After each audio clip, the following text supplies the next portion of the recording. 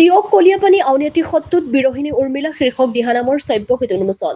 পবিত্ৰ ভাদ মাহ উপলক্ষে সমগ্ৰ ৰাজ্যৰ নামঘৰ সত্ৰ আৰু ধৰ্মীয় অনুষ্ঠানসমূহ ভক্তিৰসেৰে মুখৰিত হৈ পৰাৰ সময়তে আজি যোৰহাট জিলাৰ তিয়ক কলিয়াপানীস্থিত আউনীআটী শাখা সত্ৰত অনাতাঁৰ শিল্পী ৰুণু বৰগোহাঁইৰ বিৰহিণী উৰ্মিলা শীৰ্ষক এটি দিহানামৰ শ্ৰাব্যগীত উন্মোচন কৰা হয়।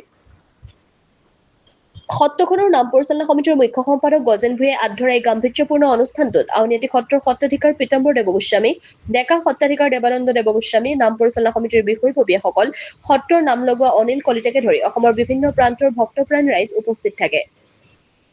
শ্ৰাব্যগীতটি উন্মোচন কৰি সত্ৰাধিকাৰ পীতাম্বৰ দেৱগোস্বামীয়ে উল্লেখ কৰে যে ভাদ মাহৰ নামৰসেৰে চৌপাশ মুখৰিত হৈ থকাৰ সময়তে ৰামায়ণৰ পটভূমিত ৰচিত উৰ্মিলাৰ ত্যাগ আৰু কাহিনী আধাৰিত এই গীতটিয়ে বিশেষ সমাদৰ লাভ কৰিব। উল্লেখযোগ্য যে পবিত্ৰ ভাদ মাহৰ প্ৰথমটো দেওবাৰ উপলক্ষে আজি সত্ৰ প্ৰাংগণত অগণন ভক্তৰ সমাগম ঘটে। তিয়কৰ পৰা গৌৰী শংকৰ ভঁৰালীৰ ৰিপৰ্ট, AIN লাইভ।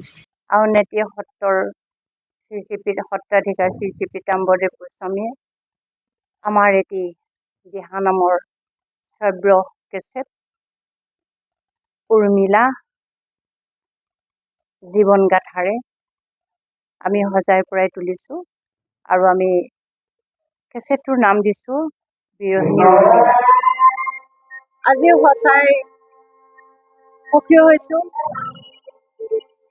সত্ৰাধিকাৰ প্ৰভুৱে উন্মোচন কৰাৰ বাবে আমি তেখেতৰ কৃতজ্ঞ হৈছোঁ আৰু লগতে এই নামঘৰৰ নাম সমিতিৰ সকলো ভকতপ্ৰাণ বৈষ্ণৱ বৃন্দলৈ মোৰ আন্তৰিক শ্ৰদ্ধা নিবেদন কৰিছোঁ।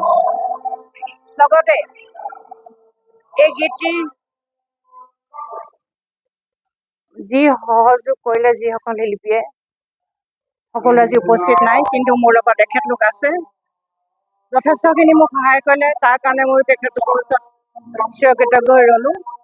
আচলতে মই উৰ্মিলাৰ গীতটো এইকাৰণেই বাছি লৈছোঁ। উৰ্মিলাই এগৰাকী ত্যাগী মহিলা, যিটো যুগত নাৰীসকলে নিজৰ স্বামীক অৱমাননা কৰি বেলেগ পৰপুৰুষৰ লগত দিন কটায়, তেনে এটি দিনত মই এই নাৰীৰ মাজেদি এটি আদৰ্শ সেই মহিলাসকললৈ লৈ দিব বিচাৰিছোঁ।